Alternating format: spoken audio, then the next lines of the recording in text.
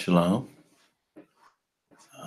It, it's day 9 of the Omer count.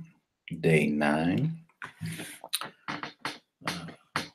We're dealing with today gevurah, Sheba gevurah, um, discipline in discipline. That aspect of discipline within discipline. The aspect of using strength, force, might within strength, uh, force, and might. Um, when we think about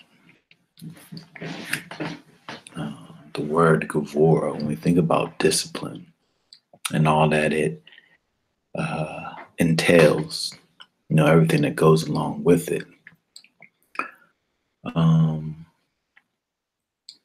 the idea of, restraining oneself, the idea of not using, you know, all of your strength, right?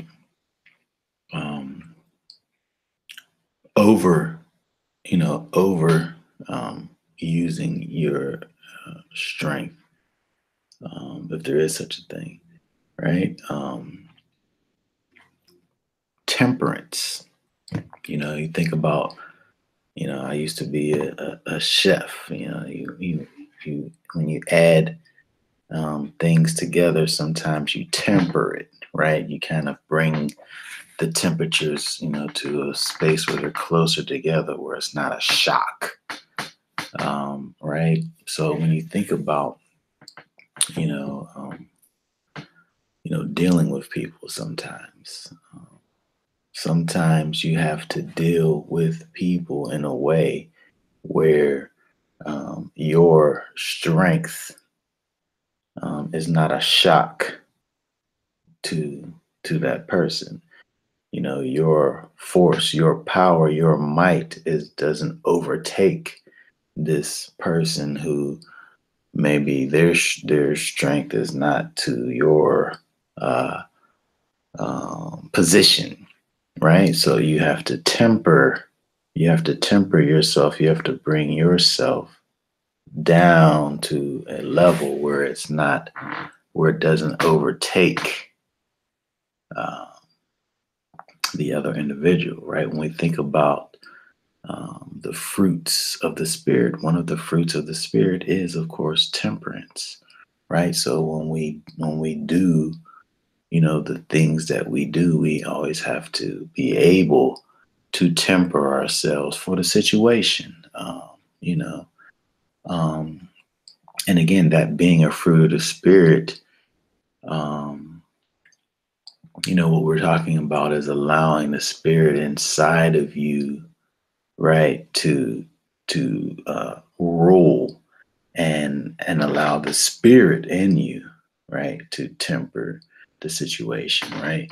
Because we never want to think that we're turning this thing into some kind of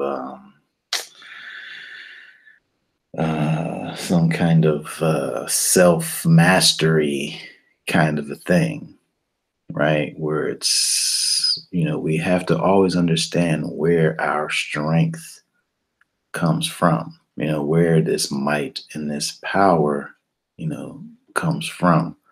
Um, there's a verse in Psalm 71:16. It says, I will go in the strength of the Master Yahweh.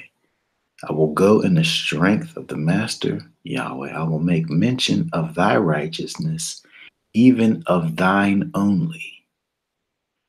Even of thine only. Right? So we have to be sometimes, I can't say all sometimes, I mean to say all the times. It says, even in thine only. Right? So when we think about, you know, walking in righteousness as, we are called to do. We never want to get to the places where we, that righteousness that you walk in, is or can be perceived as self righteousness, right? Let it always be like, what the psalmist here is describing, as, understanding that your righteousness, the righteousness that you possess, is from above. It's from the Most High, right? It's not about you. It's not about, where you are, so to speak, but where the Most High has brought you, to, right? And so I think that having an understanding of this, you know, not allowing, um, your blessings, to put you in a place of high mindedness at any time, but always remembering that you are, a conduit, from which the creator of heaven and earth flows through, right? And he empowers you and strengthens you by his might, right? And when we remember this, when we walk in that understanding, we're exemplifying, might and might, right? Having power, possessing a power from on high, and yet not allowing that power that you possess to take you, outside of, where the Most High will have for you to be. Okay, so, um,